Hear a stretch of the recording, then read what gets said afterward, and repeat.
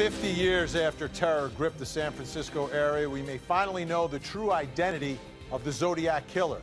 In a just-released book, a man claims to have proof that his own father is, in fact, the infamous serial killer.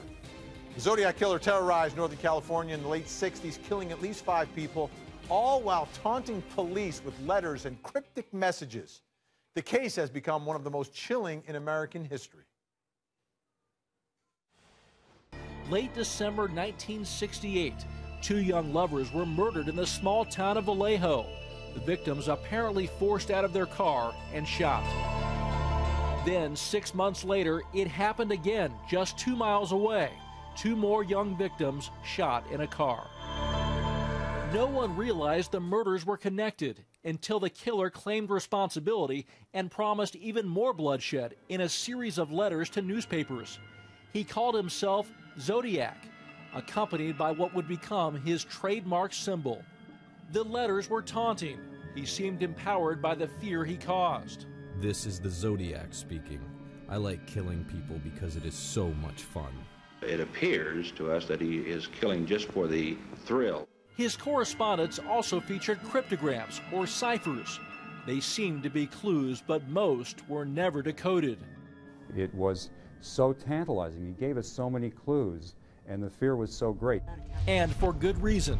Zodiac was not finished. I see him walking, not running, but walking deliberately with some speed toward us. September 27, 1969. Brian Hartnell and Cecilia Shepard took an afternoon drive here to Lake Berryessa. What goes through your mind when you see the guy's pointed gun at you? Well, you kind of stop, and he says, "Don't worry about it. All I want is your money in your car. There's nothing to be concerned about." And Brian says at the time he thought it was a simple robbery, even after the hooded man has both of them hogtied, their hands bound to their feet with this very clothesline. I was never concerned that anything bad was going to happen other than maybe being stuck out there tied up all night. Never crossed my mind. Then suddenly, a swift movement. He stabbed you without warning? No, without a warning. Without saying a word, without saying I'm going to get you, without anything, just boom. Brian was stabbed 8 times, his lung punctured, blood everywhere. I'm feeling not the knife blade, I'm feeling the hilt. I'm feeling his hand on my back. For Cecilia, it was even worse, stabbed between 10 and 20 times. With his 2 victims, Brian Hartnell and Cecilia Shepard, bleeding on the ground, the Zodiac calmly walked away, leaving footprints size 10.5 behind him. He headed to Brian's sports car, a Volkswagen Karmann Ghia, and with a felt tip marker scribbled on the passenger side door. It's a declaration, as if he's saying, "Make no mistake, I killed all these people and here's proof." He wrote the dates of his murders, indicating he did the latest one with a knife. And the door is adorned with his trademark symbol. Even more brazen, the Zodiac used a payphone to call the police to report his own crime. He slipped through the police hands at least 2 times. They came so close that the phone he used and left hanging from the hook was still wet with sweat. Somehow, Brian made a full recovery. Cecilia died in the hospital. To this day, police have never arrested a suspect. The Zodiac went on to claim he was responsible for more than 3 dozen killings, but authorities could only link him to 5. All right, take a look, folks. Is that the face of the Zodiac Killer? Well, one man says it is, and he's just released a book detailing his findings. He says his very own father is the man behind the horrific serial killings that gripped San Francisco back in the late 60s.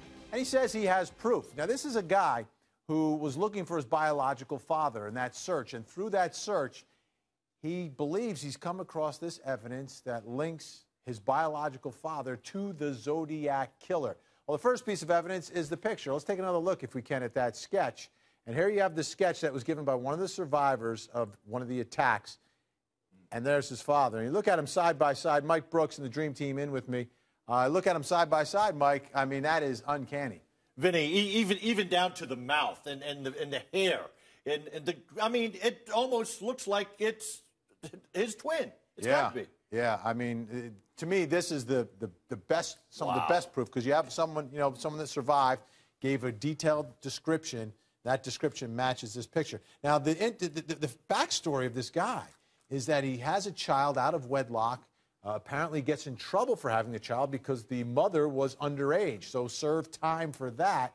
Now this guy's tracking down his dad and believes he's found the Zodiac Killer. Another piece of evidence were some of the cryptic messages. And in some of those cryptic messages, the man's son and police, both independently, found the words EV Best in those cryptic messages that were left, Mike. And EV Best is the name of the man's father. Exactly. And that in and of itself is scary, too, because he left all of these cryptic messages, but EV Best Jr., that's him right there, Vinny. And I just can't get over the picture and how close they really are. You know, I've seen a lot of composites and people when they're locked up. That's one of the most accurate composites compared to a picture that I've ever seen. Now, it still has not been confirmed by anyone, but it's his own son who is saying he believes this is the case. Joey Jackson, your reaction, the book's coming out today. Not a lot of pre-publicity about it, but this was a mystery for so many years, and now perhaps solved. You know, it would be a fantastic thing if it were. You know, you look at history and you certainly know that ultimately the truth comes out. But do you really, you know, I really want to look deeper and know whether or not we can't just look at a picture and make that determination. There has to be more. Yeah, more than a picture, but this is a great lead at a minimum, Lonnie. Right. Yeah. Absolutely, and I would like to see law enforcement get involved in this again. They said that they haven't been notified, they haven't been told, but if I was one of the detectives on that law enforcement, you know, who've been waiting to try and figure this out, I'd be reading that book from cover to cover and see if we can open those files again and put this together.